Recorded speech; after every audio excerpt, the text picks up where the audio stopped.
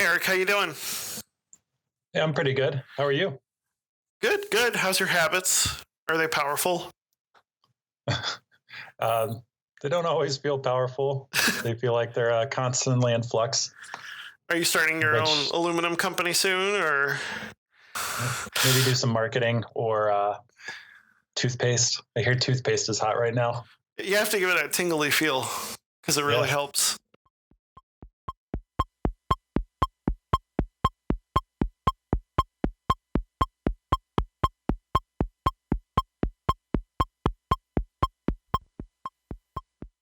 What do you want to talk about today? Well, one thing that's been on my mind lately has been making decisions quickly.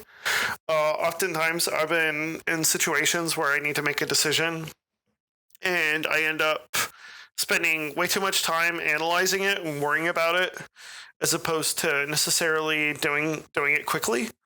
And I've kind of learned a few things along the way as far as like how to do that and how to not necessarily look back and regret any of those decisions that I might make. um, so I don't know. What do you do in those kind of situations where you need to decide something in a hurry?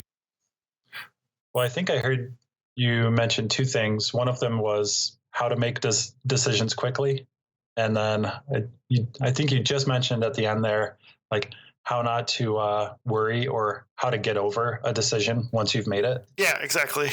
You want to treat those as like two different things? Yeah, sure. Let's focus on that first part, making decisions in a hurry and how to do that. What are your thoughts on that specifically? Okay. Well, actually, very recently, I've been seeing people talking about this book. It's kind of new. I think it came out last year, called The 5 Second Rule. It kind of made me think about something that my cousin taught me in college, probably in 1999, 2000 ish. He and I were roommates, and he applied it to if I want to make new friends, meet new people, or maybe even start talking to someone at a party or a bar, something like that, or in class. He said, just make your decision within 5 seconds. Just like as soon as you think about going over and talking to someone, just start counting 1, 2, 3, 4, 5. And if you're not walking over there to actually start the conversation, then just move on. Forget about it. Like, don't worry about it anymore. That's really good because I still run into situations like that. Oh yeah, and it's funny at the time. It was very much focused on him knowing I'm a pretty introverted person. Still am. I've done a lot better over the years by applying this rule and just putting myself out there, despite my awkwardness most of the time. However, it seems totally pertinent to other parts of life, even like getting dressed or business decisions.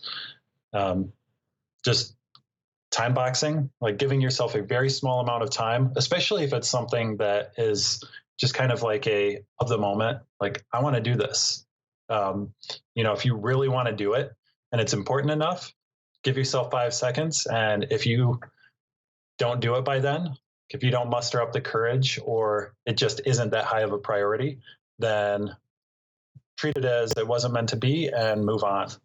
Now, about a year ago, there's this book published called The 5 Second Rule, which it's not a new concept, but it's been talked about a lot recently in social media and entrepreneurship Facebook pages and groups and stuff like that. So it's kind of becoming popularized, even though that's something that my cousin taught me nearly 20 years ago, which I think is kind of curious. But the book, which maybe we can include this in the show notes. I've never actually read the book. I just heard people talking about this book that's really good, that's titled The 5 Second Rule. It's by Mel Robbins, but from what little I know about it, it's a similar sort of thing.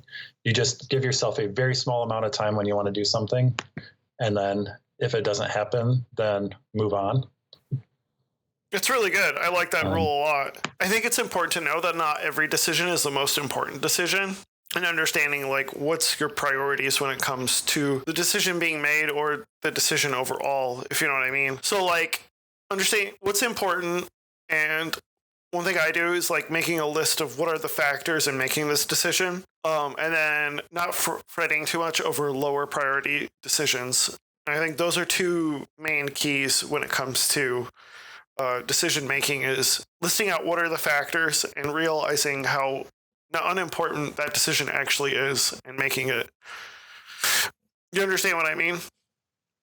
yeah, I feel like a lot of decision making, actually, another thing that is talked about a lot that I haven't put a lot of thought into, but I hear a lot of people say it. So there's this idea that we only have so much willpower or decision making power in any given day.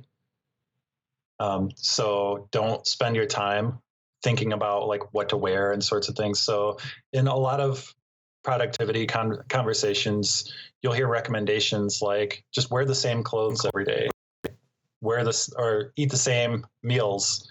I don't know, buy something like get into these routines or habits where you're not making decisions to free yourself up to make other more important decisions that are actually giving you more value, either to yourself, business, or whatever is important.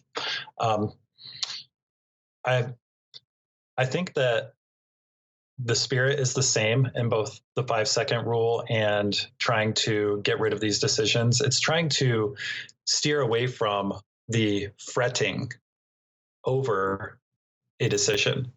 It's not the decision itself. Like once you make a decision on what to wear, I mean, you're over it in 1 or 2 seconds. It doesn't take any time at all. But Yeah, exactly. it's that analysis paralysis. Like, do I really want to be wearing purple with my blue pants? And overthinking can really lock you up and prevent you from making what should be relatively easy decisions. Yeah, I think like I love that term, analysis paralysis. I remember hearing that about 10 years ago. And just like, yeah, a lot of people think these decisions are the most important thing in the world, and like in the end it's not really that important, and not really that people don't care. Like I think like one of the things I've realized is a lot of people don't notice a lot of the things that you may notice. And keeping that in mind and how low of a priority certain things are, I think is really really good and a good habit to get into. Yeah. So do you have any other recommendations or any things you do to practice that? I think one of the things to always think about when making decisions that involve like a purchase or a product, or try it in its most minimal way, whether that's talk to someone, whether that's see if they actually follow up with you and they call you back, maybe get other people to give you references or their own stories. Understand, of course, like when you get references, a lot of times those references will only be the positive ones, so that's not necessarily the best thing, but it's better than nothing. And I think thing is like call various companies, call various services, email them. And if they're not emailing you back, if they're not calling you back, that's just an indication of like they're not going to be any better when it comes to actual time that you might need help or might need to get a hold of someone. And so I think that's one thing to point out is try to get a little bit of a taste of that experience before making a decision. You'll be surprised at how many services and products that will actually filter out, because people are just so busy, and they're going to be busy for you when you actually use them as a service. Mm-hmm. And then that goes to saying, like, if you pick anything, make sure you pick something that has some sort of period or a cancellation fee of some sort, because and actually use it like within the 30 days. If you're not satisfied, let them know. Most companies don't really care, and are willing to give you the money back, or aren't going to bill you until then. So take advantage of that when you can. Right? Yeah. It's almost like the 5 second rule applied to using a product or a service, right? You have this very narrow trial window. So decide to use it, take advantage of it, or else you are going to find out that you're going to be paying for this and you're kind of stuck with that decision until you have some other opportunity to move on, which is probably going to be a bigger challenge. Yeah, and I mean, obviously, consider when you start a trial that you will end up paying an amount of money, and that should definitely be part of your decision process. But yeah, just go into it thinking this is a trial, you're trying this out. Make it part of your lifestyle, make it part of your overall doing things, and that'll give you a good indication what it's going to be like when you actually use the service. Do you have any other thoughts on this particular topic? You touched on this a little bit, but when you're reaching out to other people, maybe you could, I recommend also looking a little bit more broadly and seeing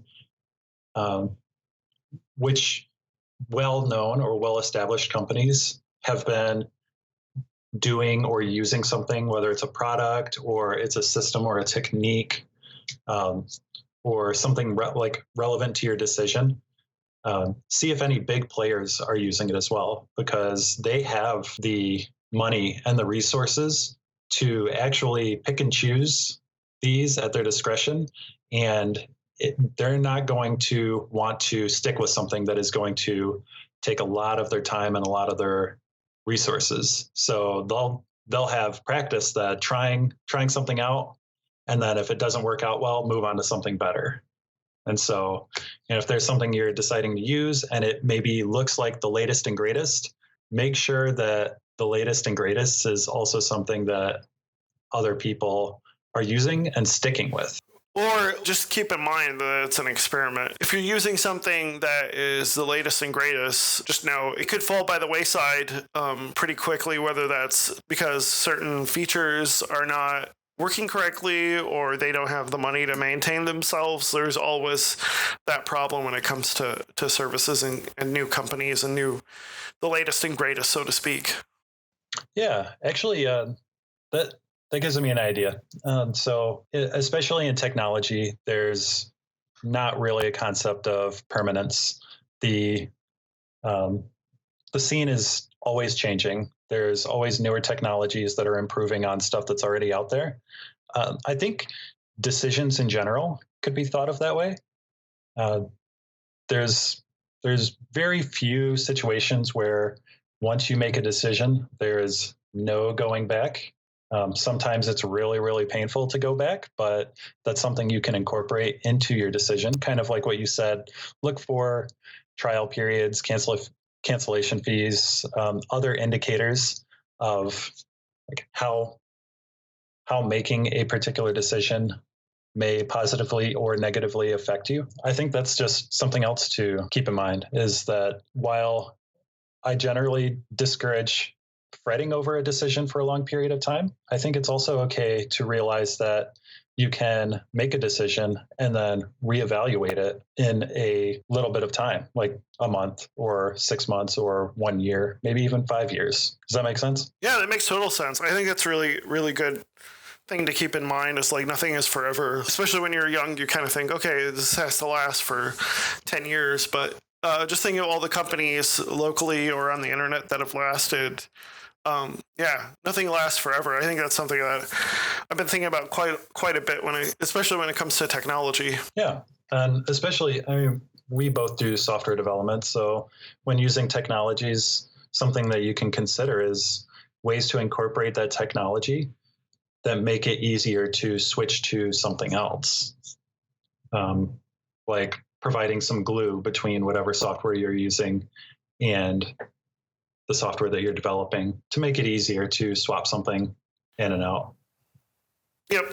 Yeah, I agree. Anything else you want to talk about when it comes to this topic? I think something else that I have put into practice is trying to remember decisions that I've already made in the past, and especially either the like extremely important ones or the ones that were just not very important at all. Remember the decisions and keep those in mind when they come up, or they come up in a similar sort of way in the future. Just to simplify your decision-making process. It's easier to say, oh, I did this. This is really similar to something I did 5 years ago, and here's what I did. Not only does it help you repeat decision-making, and make it go faster. It's also something that you can provide to friends, family, like colleagues who are also trying to make decisions. It's a little bit of an anecdotal advice that ties back to what you were saying of like, look for references and see who's picked a product or made some kind of a decision and see what they think about it. So those are ways that we can all also educate each other and help each other make decisions a little faster. Yeah, I think always keep in mind what somebody else maybe is doing, and see if perhaps there's somebody who's gone through this experience, and kind of listen to that and see how that might be helpful to you before just jumping ahead. Because people have made these decisions before, whatever they are. And so it's always good to go on what other people and what other experience has taught them. And so what about you? Do you have other things that you've put into practice for making decisions? Yeah, just listing out priorities, listing out what are the factors, and understanding, if it's not that important of a decision, don't worry too much about it. If it is, make sure that there's an out, or there's a way to get out of it before moving with something else. So that's kind of basically my practice and what I've been doing, and I've learned over the years. Have you ever had challenges prioritizing? Yeah, I think the biggest problem, and this phrase has been used a lot, is the things you don't know that you don't know. And I always feel like that's kind of the biggest worry, is what are the things that I don't know when it comes to something that's completely green and something I've never used before. And so that I think is the biggest challenge. And that's where coming in and asking people who've had experience with this and who've dealt with this and what they've done. I think that's the best way of doing it. So something else that I have applied in that similar sort of situation, especially, you don't always know what's going to happen. And I guess something that I tend to do is think of worst case scenarios. And I don't know, maybe it's just human nature that we go this negative route. But two things. So, what is the worst that could happen by making a decision? And then try and intentionally think of the positive. Even if that worst case scenario happens, what are you still getting out of making that decision? Whether it's even just as basic as a learning opportunity or a story to tell the friends to maybe steer them away from making that same decision. There's still some kind of a positive side, even when you make a bad decision. Are those the types of things that you're thinking about, or do you do any of that as well? Yeah, I mean, I think that's a great way to put it, is think about what's the worst case scenario and what's actually the best case scenario, because that'll teach you a lot about what's the repercussions of this decision. Is it good? Is it bad? I would even think thinking about what the best case scenario is just as valuable, because you want to understand what you're actually getting yourself into. I think one thing is taking a certain job, for instance, what's the best case scenario with that? Is it worth it? Is it really going to fix all your problems? And keeping that in mind. Ooh, that seems like it'd be really valuable in identifying the priority of a decision too. If the best case scenario actually doesn't turn out to be that great when you answer that question, maybe this decision isn't as high a priority or important as you thought it was originally. Right. Cool. I like exactly. That. Cool. Can I ask you one more thing? Absolutely, yeah. So on the flip side of this, there is the whole overthinking a decision, and you just get stuck on it. So do you have any strategies, or is there anything that you do to kind of realize when you're doing that to kind of kick you out of that pattern? I think usually what ends up happening is some other decision needs to be made, and then I realize how low priority the first decision I had to make was. So, for instance, like, oh, I got to decide like what to wear, and then it's like, oh, I got to decide, what how we're gonna pick up the kids from school. Well, it's a little bit more important who picks up the kids from school than it is than it is to decide what I wear exactly. So, that usually is the way it works. It's like something more important comes up. It's like, oh yeah, that first one was not exactly as important to make of a decision. Like a natural urgency of things in your immediate future. Right, exactly. Yeah, that's cool. Yeah, that totally happens. How about yourself? Something very recent. I don't know if this is going to stick or it's just been a fluke that somehow my maybe bored with myself mind is trying to figure out is very mundane decisions where like where to go for lunch sorts of things. Someone will propose a place and then you have 2 or 3 other people who are like, maybe we could go to this place, or I'm not feeling that. So I've caught myself when I'm doing that wishy-washy, like I say something and then I'm like, well, actually, let me think about this. When I pause and start doing that, I've started catching myself, like consciously stopping myself and just saying like, stop it, Erik. And then just stick with your first decision. This is lunch. Like, it's a meal. It's going to give you calories and nutrients. So why are you even spending 1 extra minute thinking about this decision?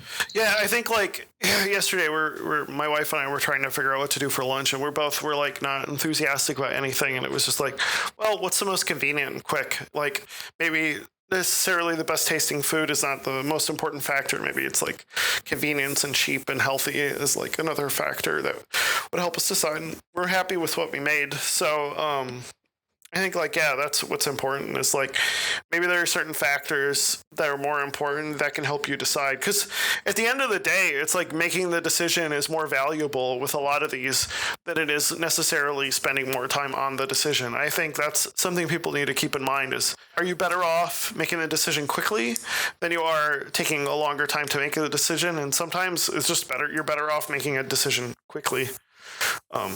Than it is spending time analyzing it for the absolute perfect choice that you can make. Yeah. And would you rather spend those 5 minutes rounding up some friends to go to lunch with you? Or would you rather spend those 5 minutes like anxiously trying to think of a slightly better alternative to the place that you initially thought of? Right. Yeah, exactly. You're never going to get those 5 minutes back. So which way would you prefer to spend them?